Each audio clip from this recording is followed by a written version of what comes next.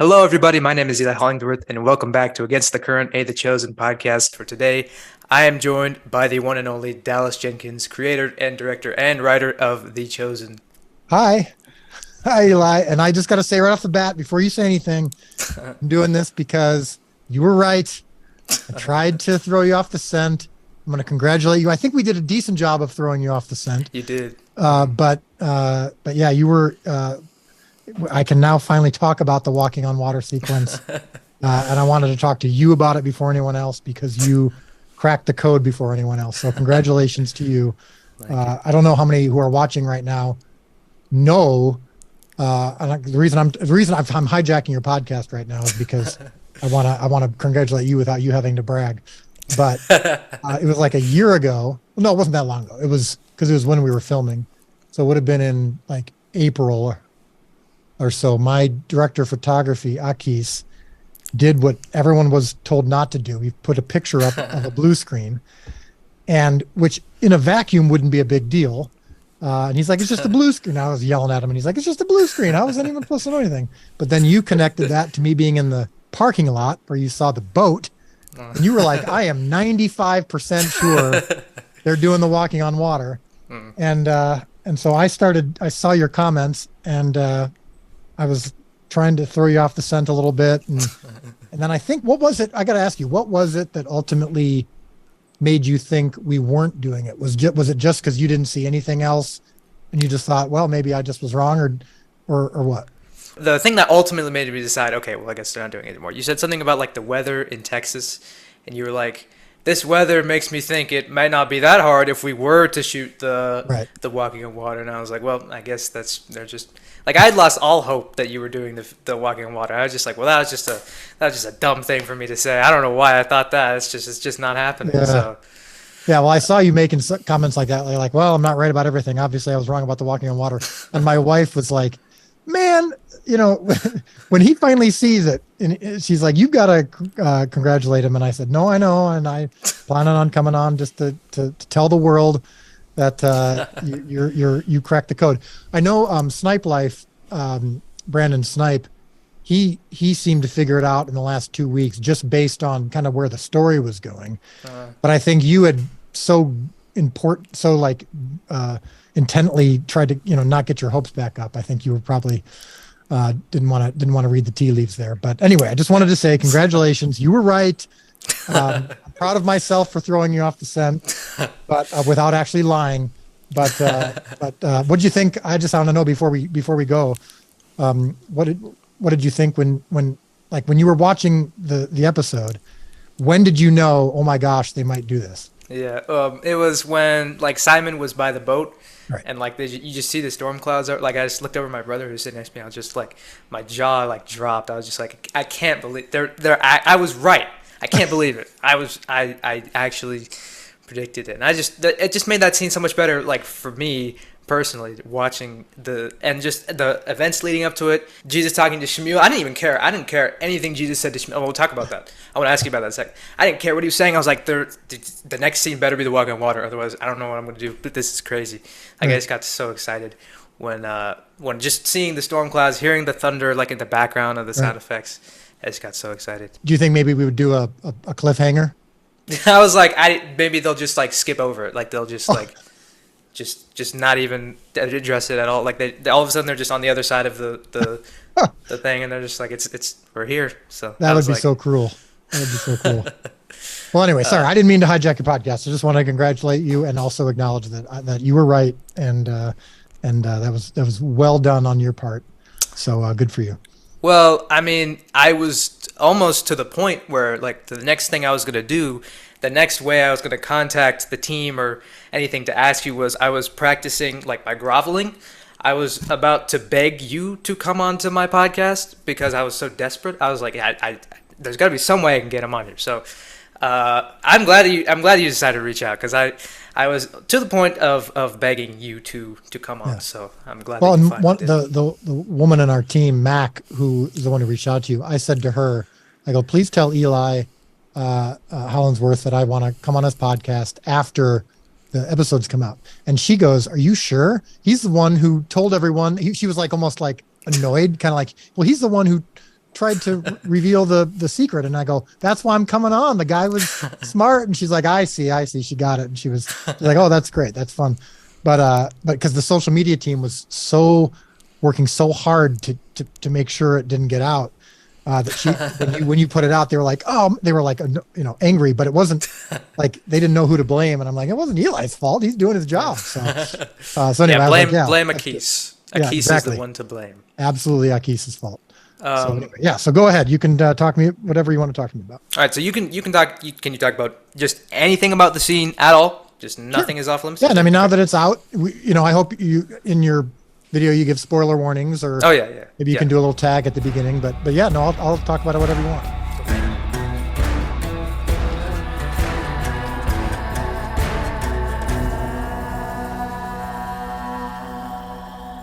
Anything at all? Okay, great. So how did you do it? What did you guys? I saw the blue screen set, but I mean even the way the scene is done, it's not anything we've seen before in walking on water scenes. The way like Jesus is standing in the water and he's like wobbling and just how did the thought process go into this scene? Yeah, no, so that's great. So as you probably know, I've not wanted to do this scene. That was all genuine. Yeah. When I was saying a couple years ago I wasn't going to do it, I also felt bad for Sabrina Pierce, who's one of our number one, probably our top fan and our top online communicator. And she's been telling everyone they're not doing it. Dallas said he's not doing it.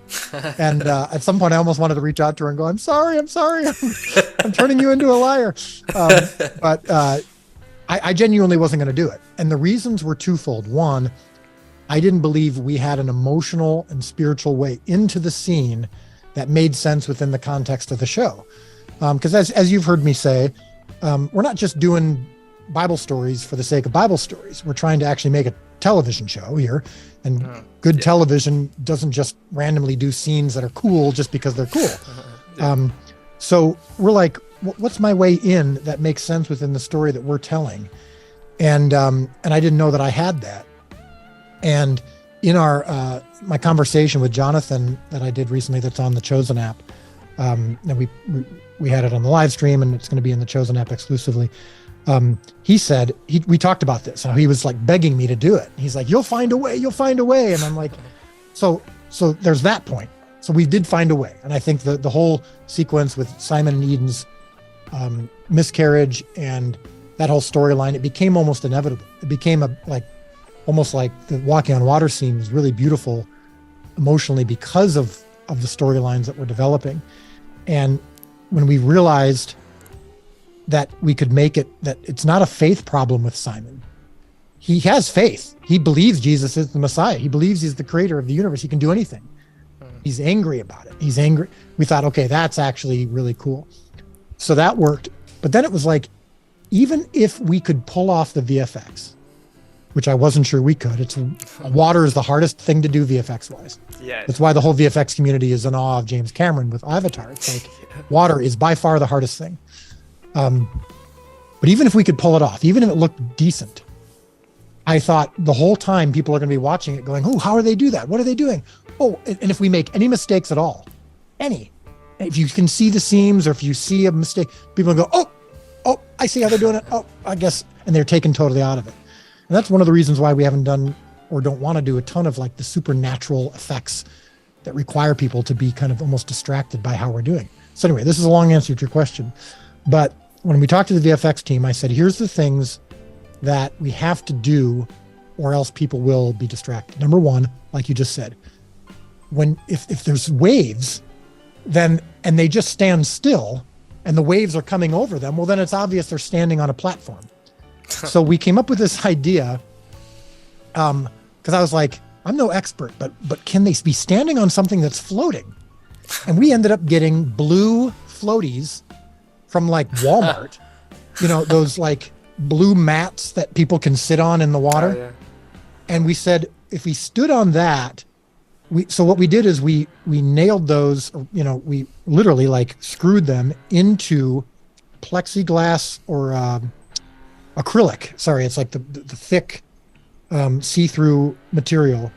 We put those in the tank, and we screwed in these blue floaties, but we left them room so that when water comes underneath the floaty would move. Now, Okay. when you're standing on it, of course, it holds the floaty down. Yeah. But we figured out that, you can, if you just kind of lift your foot up one at a time, you can move with it, and the water will move. So that's why Jonathan and Shahar, you see them moving. And I thought, if we can do that, that is like 80% of the battle. Because, as you said, anytime you've ever seen the walking on water sequence, which there's been like 3 or 4 attempts at it, it just looks horrible. Yeah. It's embarrassing. They're just standing still. It's clear they're just walking on a ground or on a table, and they just put water over them, or they made fake water or whatever. And so I think that was a huge part of it, seeing Jonathan and Shahar move with the water. So we did that in a tank, and then in a blue screen tank with real water. It was waves going. I mean, it was like a wave pool in Louisiana.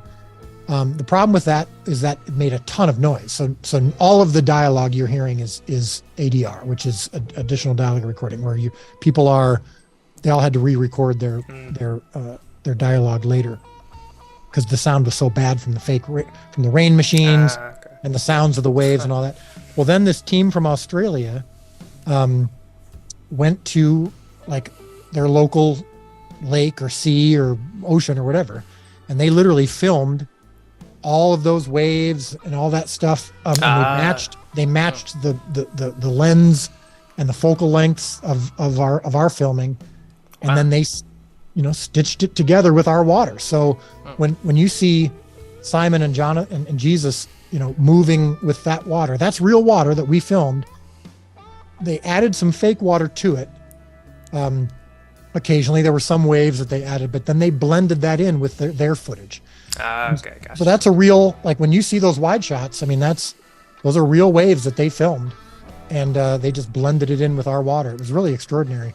And I felt like in the first 20 to 30 seconds, I said, we need to show all of our shots, meaning our wide shots, our close-ups, so that the audience believes it. And then hopefully after the first 30 to 45 seconds, they won't be thinking about it anymore. And I felt like, and you can tell me if you agree, but I felt like unless you are an expert, I felt like you couldn't see the seams, meaning it looks real, it looks like, for whatever that would look like, who knows, but it looked real. Yeah, I mean, and it looks like, I was watching and I was like, this is like, The Chosen has never done big VFX special effects before, but it looks like a Hollywood blockbuster, like $100 million movie, like equivalent. But there's a lot of cool, like, just not as much like special effects. There's also cool, like, practical thing. Like Jesus, you see shots of Jesus. His feet go into the water. He's walking and his feet are under the water. So was that just like you had the camera and you had a piece of glass and Jonathan stepping on that, or was that? Or are you referring to when the camera's underwater looking up? Yeah. That was another thing we thought. I thought if we could do something like that, that's another shot that no one's ever seen that could really help sell it. So that was just the see-through platform, and so we just go underwater. We look up, and he's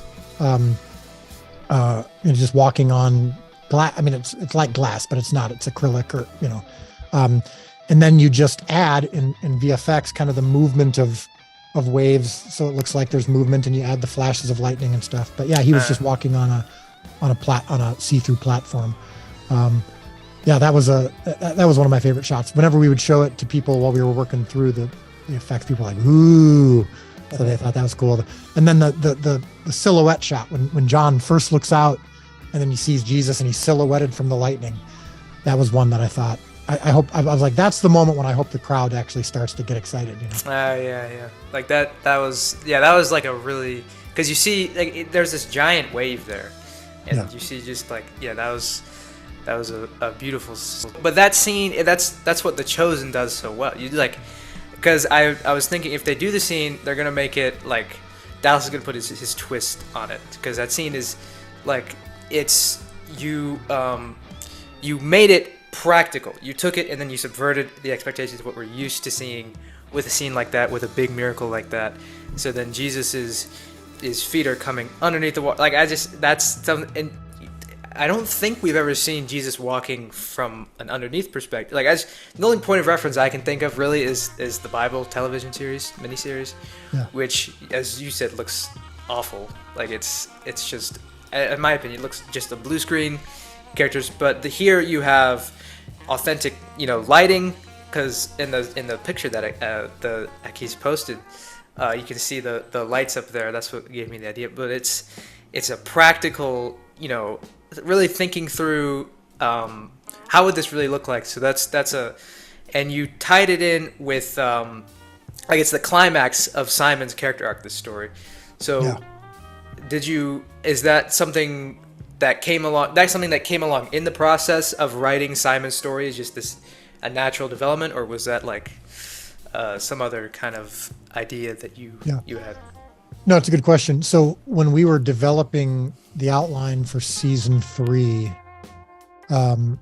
we were talking about, we knew the feeding of the 5,000 would be a big, our big climax.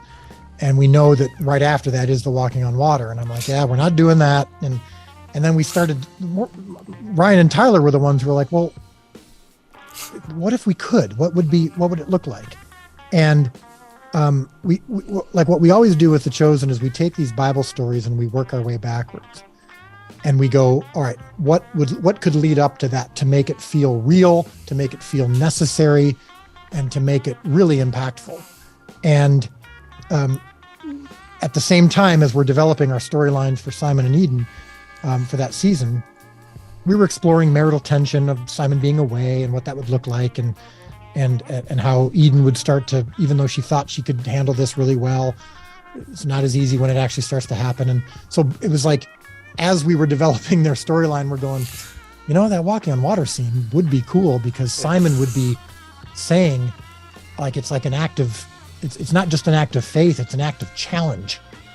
It's like, what if he's saying, I'll do this, I'll walk on water. Yeah. You know why? Because you can do it. I know you can do it. If you can do that, why can't you fix me and everything else? Why can't you make everything else okay?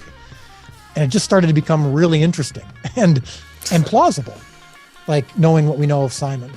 And so then I while we were developing it, I texted our Chris June, who's one of our producers and our post-production supervisor.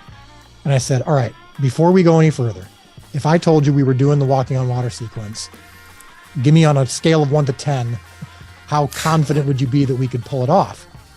And he wouldn't give me a number, but he said, I think we can do it. And I'm like, all right. and one of our composers, Matt Nelson, is brilliant. And whenever Dan Hasseltine, who's the other composer, has a weird idea, which he often does, Matt will say, all right, let's chase it. And we love that phrase. It's such a beautiful phrase. And so we're like, all right, let's chase it. Let's go for broke. We're gonna be bold and push ourselves, and because that's what this story deserves. And so we went for it. But I think the key point is, if you don't, when you're watching it, Eli, even as someone like you who loves the process of making movies, if you spent the whole scene watching it just being impressed with the visual effects, that defeats the purpose. I wanted you to actually care that Simon, when he's saying, I'm right in front of you, believing in you, I've been here all along, and you're breaking up fights in the Decapolis, and faith hasn't been my problem. If you don't care when he says that, and you're not moved when he says that, then it all just doesn't matter. But that's, like you said, I had another friend who watched an early cut of it because he's a VFX guy, and he goes, "Oh, you chosen it. You chosen to this scene. Yeah. You made it more than just about the miracle of the water." So we're really proud of that. Yeah, because because you guys always, it's kind of, you guys are a little unfair to like everybody watching, because you don't just you're like, we're not just going to do the miracle. We're also going to have intercut with Eden as well to kind of finish up that storyline, and we're going to do all this other, like we said we weren't going to do it, and it's the story conclusion. It's not just like you said, it's not just a big oh look, we can do VFX too. Like it's a conclusion. It's the climax of this season-long conflict that's been happening between Simon, or really Simon himself, and Eden. And it's because I remember watching the feeding of the 5,000, and like Simon, he drops his basket and he's mad and he walks off, and I was like, how are they gonna resolve this plot line? Like, what are they gonna do to fix, like, how is he gonna get past this? And then when I saw the storm clouds, I was like, that's the perfect way to, like, that's the only way to resolve that story, because that story in the Bible is so much about Simon, and like it's just Jesus, or specifically about Simon. All the other disciples are, it's a ghost, they're scared, and Simon is the one who kind of steps out. And I know that he says, I'm the rock, or Jesus says, you are the rock, not Peter himself, but like later, but that was Peter's, all about him. So that's you guys found that nugget, and then you explored it, and of course made it like 10 times more emotional than it had to be, which is unfair, because I was super emotional the entire scene. Not just like, I was like, they're doing it, and it's just, the scene itself is so emotionally resonant, and it's beautiful. It's probably the most beautiful scene, like when Peter's under the water and Jesus reaches down for him. The whole scene is just out of painting. Like, it looks, every shot is beautiful. So, well, are you aware of the famous painting of we actually copied, there's a famous painting that's been around for a little while of a camera looking at a camera. I mean, it's a painting, but it's from underneath, it's from Simon's perspective. And so the shot that you see in the show from Simon's perspective, when Jesus's hand breaks through the water, and the music really kicks in, that's we literally had a on our phones an image of that painting. You can Google it and just look up, Jesus reaching through the water painting. And it was a kind of a love letter to that moment, to that painting.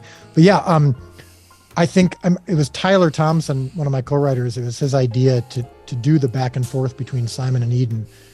And I remember the first time I read it, when Simon's saying, "Don't let me go, don't let me go, don't let me go," and Tyler wrote for Eden to say, "Don't let him go." I was like, I just lost it. I mean, I get even emotional right now thinking about it, because it's like she had to go through her own pain too, and her own questioning too. And for Yusuf to be in that role where Mary Magdalene says to Eden, "I know you can't talk to Jesus directly right now, but he has words. Like, there are words that can," and I think that's a lesson for us today, where not only do we have prayer, but we also have God's word to go to. And she's like, it's the words that the rabbi can give you. And it's kind of it's almost like a preview of when Jesus dies and leaves the earth. He still leaves his word. He still leaves his spirit. Yeah. And so when Yusuf is able to have a role in making Eden realize from the Psalms that this is not the end of the story. And then she turns and she's now praying not only for herself, but for Simon. I was like, man, if we can pull this off, I was like, if we can actually make this work, this is going to be, the most impactful thing The Chosen's ever done. And it just felt like God really put the pieces in place and downloaded this to us. And so we're very, like, the responses we're seeing from people who've seen it has just been really, really overwhelming. Yeah, dude, this is, I say this in my spoiler review, or my spoiler-free review, like, this television episode, that scene comes from the same humanity that gave us, like, New Coke. Do you realize how, like, insane this is? What these two episodes on the big screen, it's insane. You and Tyler and Ryan, you guys are absolute geniuses. This is, like, it's incredible. It's amazing. It's so good. It makes Avengers Endgame look like, like a kiddie ride. It's okay. Well, maybe you're going a little far with that, because Endgame is great.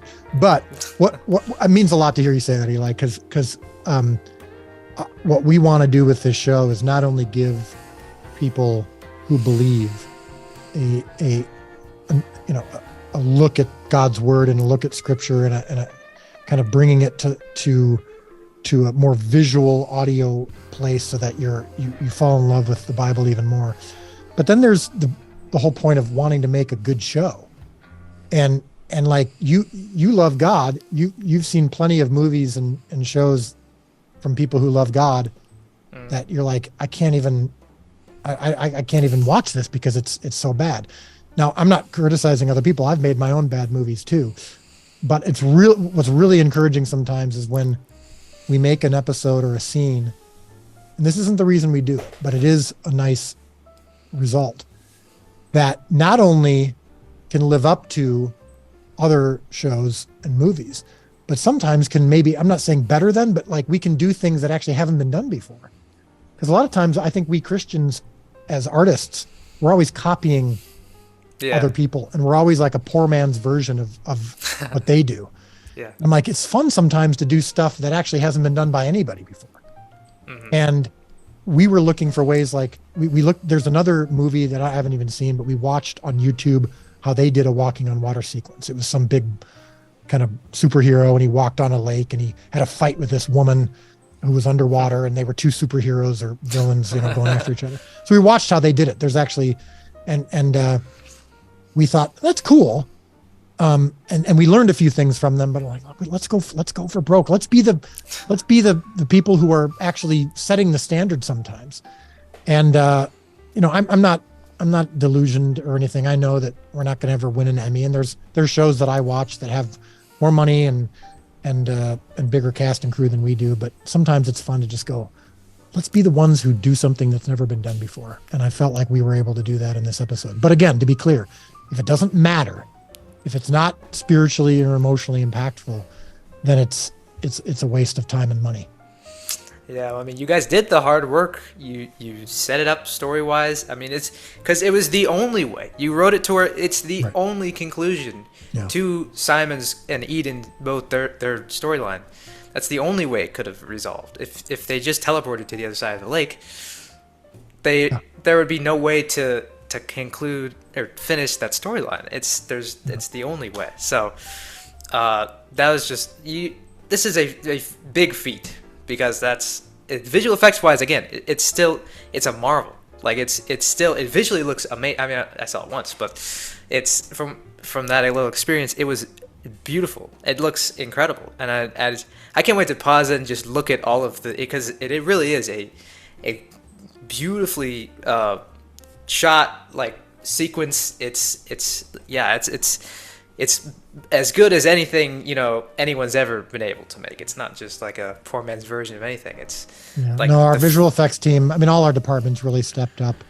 Our stunt team, who's in the water while these guys are out there, and the our art department, who a couple of years ago built the boat. I mean, that's still the same boat that we used back in season 1, and putting it in the tank. And our production office and team, who's secured the location. And I mean, even the music. I remember the first time I heard the music from Matt and Dan, I couldn't breathe. I was just watching the scene. I was like watching it as a viewer, almost just like, I am so tense right now. And it's just the music is so strong. And then for it to, when they go underwater and what the music does, and then the choice, it was the composer's idea to not have any music after Simon and Jesus get on the boat and Jesus calms the water. And I was like, well, this is the most emotional part of the whole season. We have to, like, the whole season, we've been taking the audience through such crap. Like, all season long, they've been so miserable and depressed and painful for Simon and Eden. And why are they acting this way? And when are the things going to be okay? And now they're finally going to be okay. And I'm like, don't we need a big, beautiful music cue? And the composers were like, no, let it play. And so it was their idea to not have music in that moment. And they were right. And then to take us that Psalm, I mean, I couldn't believe it was a year and a half ago when I read Psalm 77 in church. I don't remember why. I think the pastor might have said something to it. And I'm reading that Psalm and I'm like, oh my gosh, this is season 3. This is the whole season. This is pain and desperation and longing, and then remembrance. And there's a turn, like when Yusuf says, that's not the whole Psalm, is it? It's so beautiful. And then it ends with him saying, your way was through the sea, but your footprints were unseen. I'm like, are you kidding me? Like, this is just amazing. And so, and then, so being able to tie in the writing of that Psalm with David and Bathsheba and ending the episode that way, I just was like, this is God's done so many cool things and put so many pieces in place, and we get to stitch them together and present them in a fresh way. It's such a blessing. Yeah, I mean, when the episode ended, or when we were montaging through all the different characters in the choir starts back up and the guy kept reading the psalm, I was like, that's it. I'm done. It's perfect. There's nothing they could do better to make it better right now. But one thing I do want to mention that Atticus sees this go down, the walking on water, or he just sees the storm. What is the significance of Atticus being on the shore? Like, I don't want to forget that part. Yeah. So we explore more of that in season 4. I don't think Atticus knows quite what he's seeing. If he outright explicitly sees Jesus walking, he wouldn't have walked away. I mean, I think if he knows for a fact, I'm watching a guy walk on water right now, I don't think he just walks away, and I think he would have just stayed put and whatnot. So I think Atticus is a little confused. I think he's not quite sure, and we'll explore some of that in future seasons, but he's certainly unsettled. We know that, but I think on the surface, he's just like, I've reached the end of, I can't obviously go out in the storm. I can't go out in the middle of the lake. I can't keep following these guys. I need to go, figure out something else. But I think if Atticus would have seen and clearly and known what Jesus was doing, I don't think he would have walked away. Okay, and also another thing I want to mention, F5K, the song, the music that plays when they start distributing the food. It's credited in the song. A separate person was on drums, because I remember hearing the someone starts playing the drums there, and I was like, it reminded me of Andor on Disney Plus. One of the early episodes. It's the first time we've heard a drum in Star Wars, like a snare drum just going away. Same thing here. I just remember thinking, wow, that's the first time we've heard a drum in The Chosen. So is there a story behind that, or is that? No, I mean,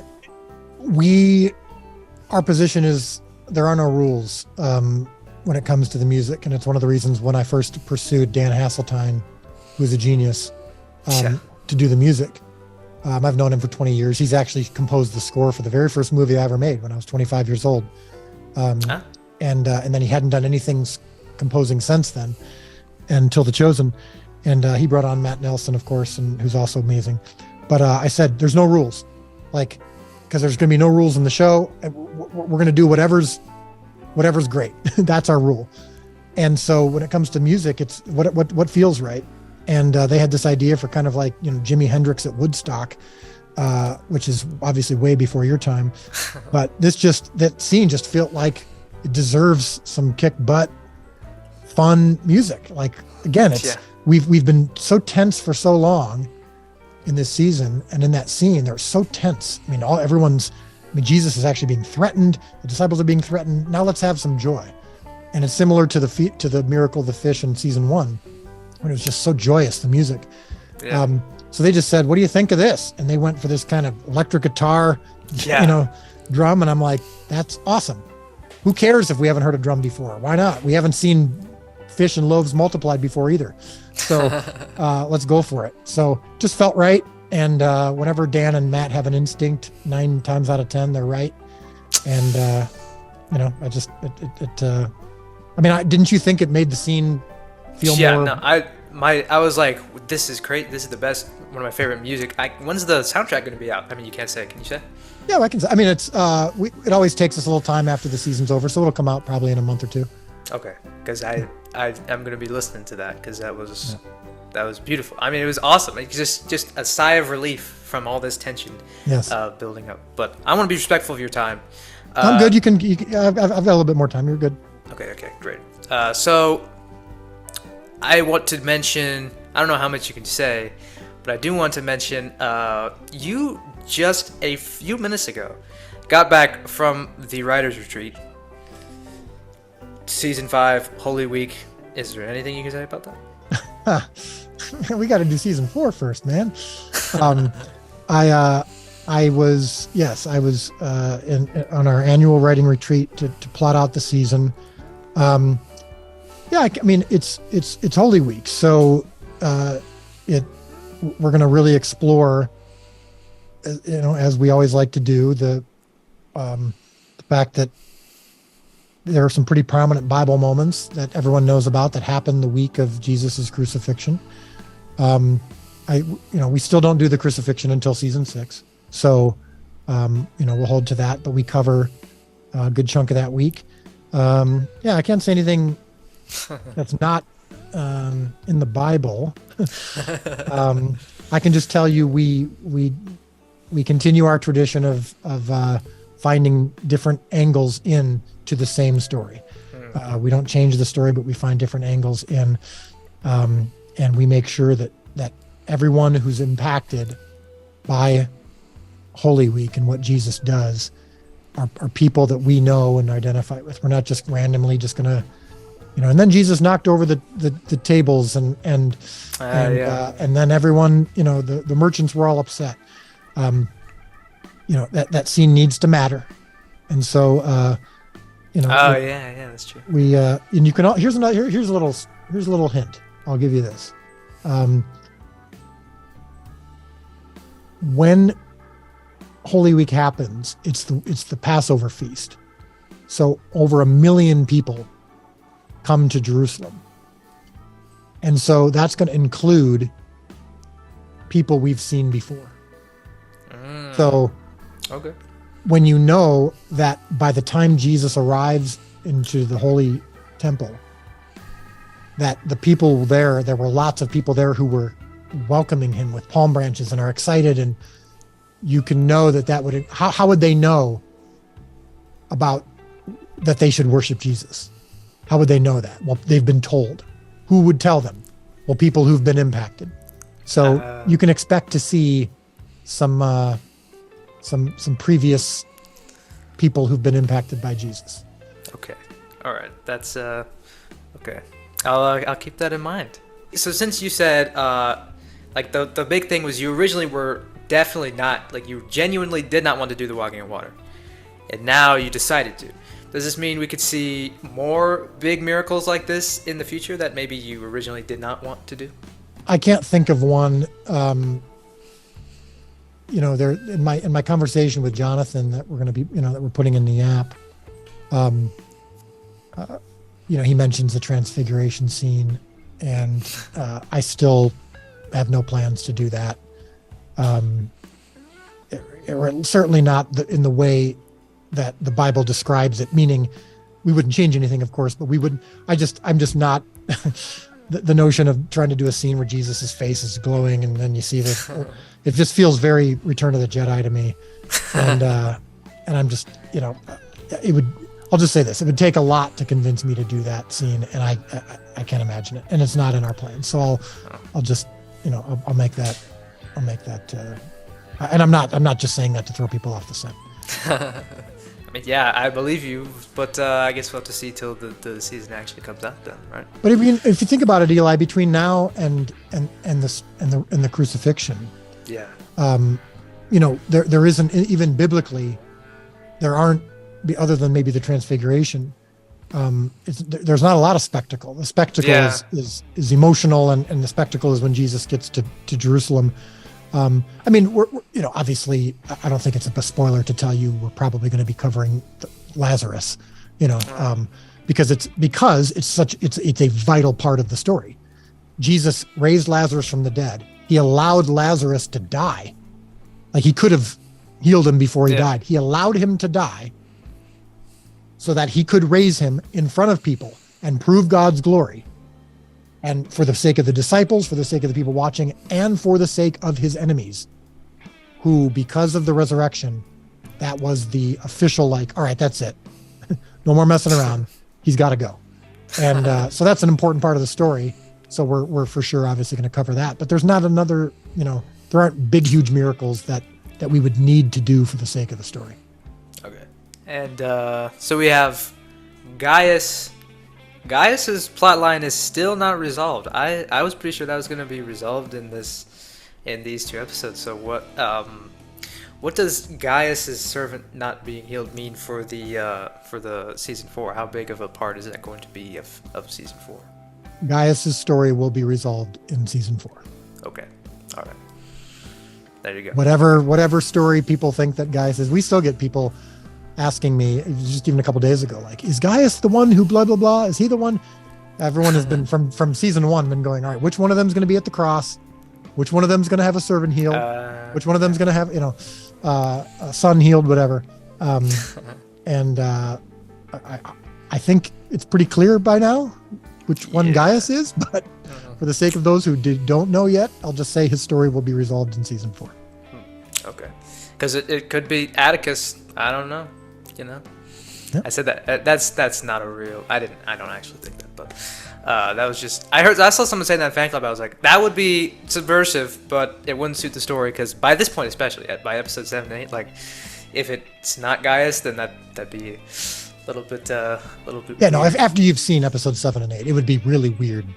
Yeah. Really weird for us to try to change that. So I think you can, for all the guessing people are trying to do about who Atticus is, and I've seen some good ones. I think you can rule out the centurion whose servant is healed.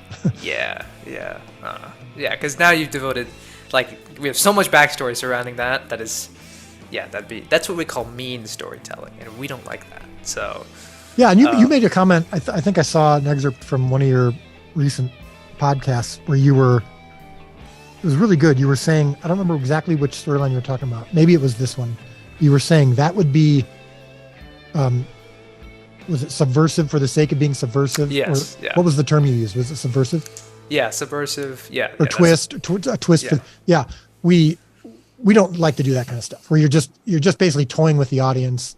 And there's no way they could have figured it out even if they tried. I think that's cheap. So, we've dropped hints throughout about who different people are, and we don't like to just do something for the sake of it. Even the Lilith Mary thing in episode 1 of season 1, that was for sure our biggest trick.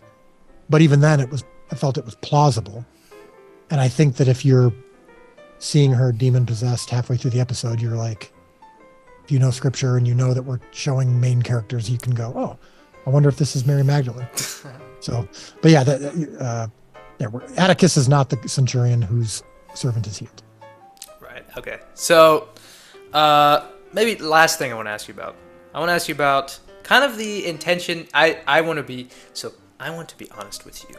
I don't want to be unauthentic with you.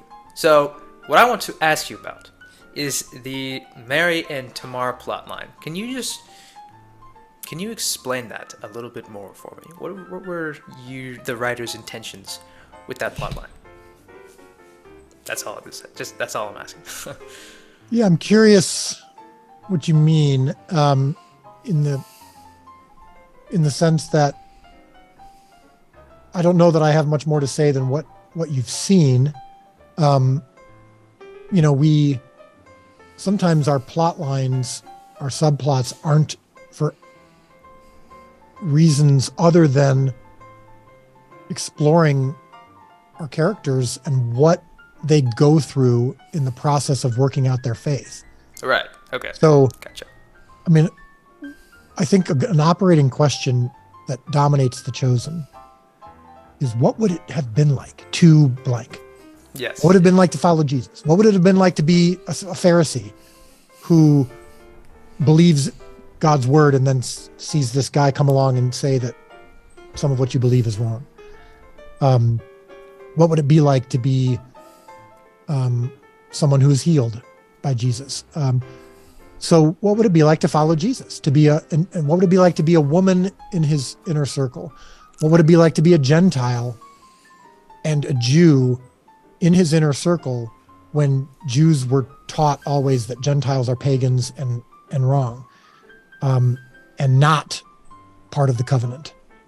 What would it be like to be an Ethiopian woman, Gentile, new to the group?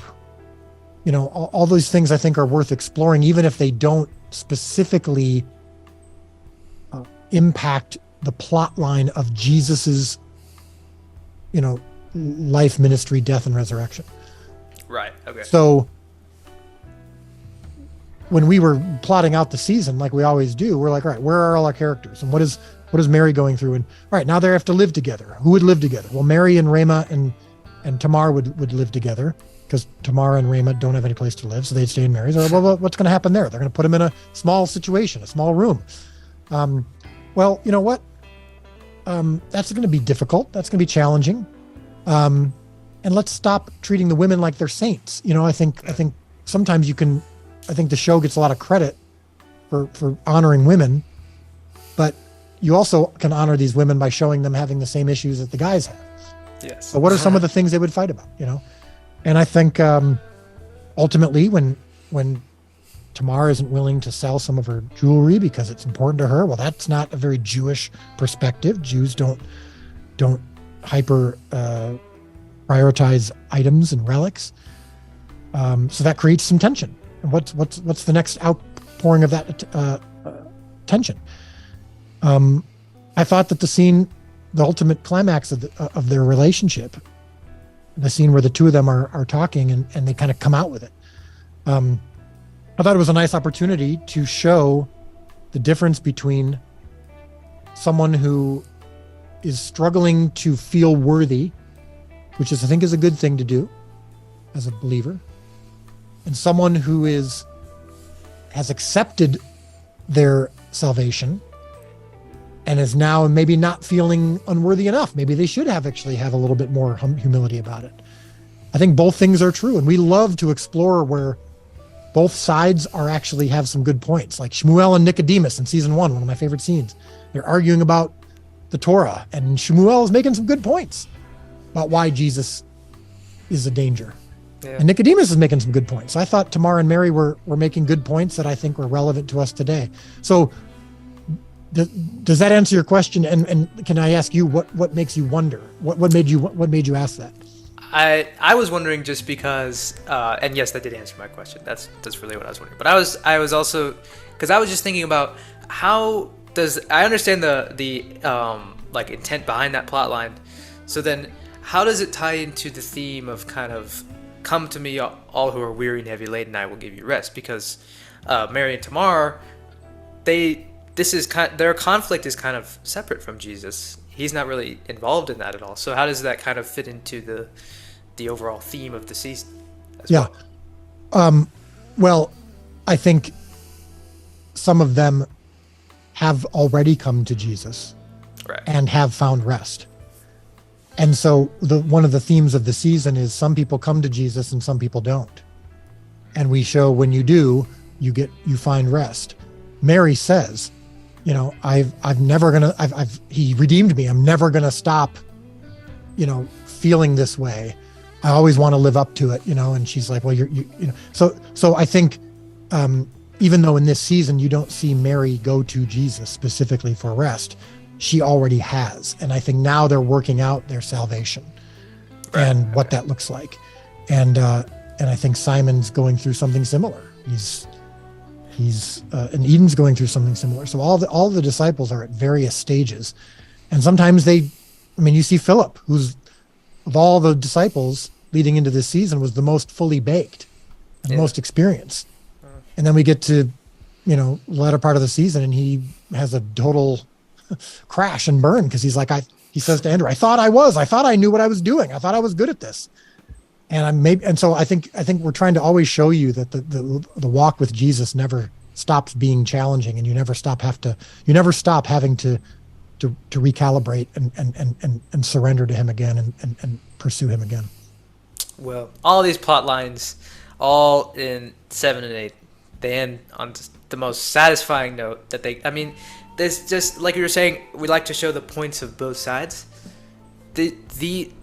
All of these characters are so Mary, Tamar, the women, the men, just everyone is so three-dimensional. Like, it's like they're this, but this, and this. It's not just like one-note characters. So that's part of all of it comes to, like Simon, he's like, I have faith in Jesus. It's not an issue of faith. I know he can do everything, but he's not doing what I want him to do. Right. Or what I feel like he should do. So all these characters are so like real, and then they all get resolved in episode 7, 8 in such a beautiful way. So you, Ryan, and Tyler are absolute geniuses. I think you guys, like, there's not that much like this. There's not that many shows that are so just deep and rich in characters and in creative storytelling. So you guys have your work cut out for you from seasons 4 till 7, and I think that you guys are going to do an amazing job. Thank you so much for. No, I appreciate that, Eli. Yeah, it means a lot. I remember I tell people this, that when I talk to college students, high schoolers especially, I say, when I was your age, I loved movies and TV, and I was so bummed that, and I loved Jesus too, and I was a churchgoer, and I was like, why can't there be anything that is even close to what I normally would want to watch? Why do I love watching these other things so much more than the church movies that I'm seeing? And so in many ways, I'm making this show for the Dallas that was in your seat that you're in right now. And so when you like the show, when it means something to you, and when you enjoy it and look forward to watching it, that really means a lot to me. It really does. And I was really impressed when you cracked the code last year, and I remember I'm like, that's the kind of thing I was more into. I did more with sports when I was your age. Like I was a sports freak. It was around your age. How old are you now? I'm 15. Yeah, amazing. I'm very impressed. But it was around your age when I first, I saw the movie One Flew Over the Cuckoo's Nest with Jack Nicholson, a 1970s movie. And that's when I was like, all right, that's what I want to do with my life. I mean, I don't know what that is, but I want to inspire in audiences the kind of reaction that movie inspired in me. I wanted to someday make something that would cause people to be moved or to cheer in the way that I was moved. And to be able to do that with a Jesus story, to be able to do that with a story of our faith, is the honor of a lifetime. And I'm really grateful that and it means a lot that the show touches you and that you like the show. That's really gratifying. Thank you for making the show, because we wouldn't have this beautiful thing, this beautiful piece of Christian media without you and the writers. So I got to tell you real quick before we go. I'll make this real quick. I met you at the Feeding of the 5,000. Did you show up, by the way, in the final? I did. Yeah, I was in the final cut. I saw myself a few times. Yeah. Okay. But I remember I met you for the first time at the end of the night. Yeah. And you were really quiet and reserved. It was almost like it almost felt like you were in a rush. And I was like, I was surprised a little bit because you're so, outgoing and whatnot on the podcast. I just was curious. Were you exhausted, or do you remember that at all? I just remember your family came by and I was like shaking your hand, and you were like, it seemed like you were on your way to bed. I don't remember, or maybe you were just overwhelmed from the day. I don't remember, but do you remember that? Yes, I do remember that, and I was very tired. Yes, I was exhausted. It was just been because I said in my video, we went to all of the groups. We sorry to tell you, but we kind of broke the rules. We snuck back into all of the groups. We were in group pink or group orange. I forget, but we went to that one, and then we were like, you know what? We're just gonna turn right around, follow the crowd, go back into the next one. And so we were at all of them. And then for the latter part of the day, for most of that afternoon shooting until the nighttime, we were right there in the first couple of rows.